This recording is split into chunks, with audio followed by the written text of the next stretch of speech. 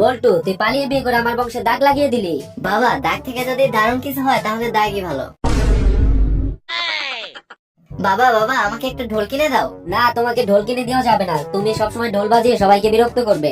বাবা, আমি তো সব সময় বাজাবো না, যখন সবাই ঘুমাবে তখন বাজাবো।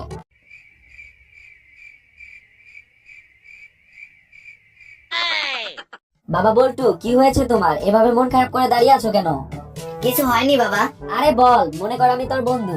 আর বলিস না ভাই, কালকে আমারটাকে নিয়ে একটু বের হয়েছিলাম, তোরটাই দেখে ফেলেছিল। তারপর বাসায় এনে আমাকে কি মারটাই না মারলো।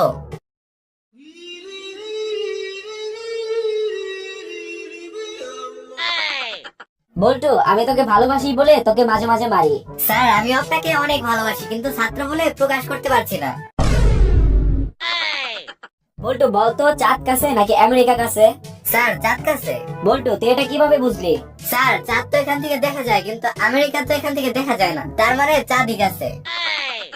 বল্টু, এমন একটা বিপদের নাম বলতো যেটা থেকে উদ্ধার হলেও বিপদ, না হলেও বিপদ। স্যার, যেমন ধরুন আপনার লুঙ্গিতে আগুন লেগেছে, এখন এটা খুললেও বিপদ, না খুললেও বিপদ।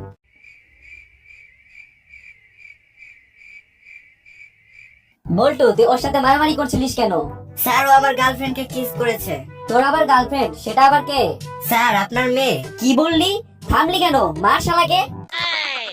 কি ব্যাপার বাবা, এখন থেকে সকাল সন্ধ্যা আয়নার সামনে দাঁড়িয়ে থাকো? কি আর করবো বল, আত্মীয় স্বজন, বন্ধু বান্ধব এবং কি ডাক্তারও বলছে আমি নাকি বুড়ো হয়ে গিয়েছি, এখন একটু শরীরের দিকে নজর দিন। তাই একটু শরীরের দিকে নজর দিচ্ছি, এই আর কি।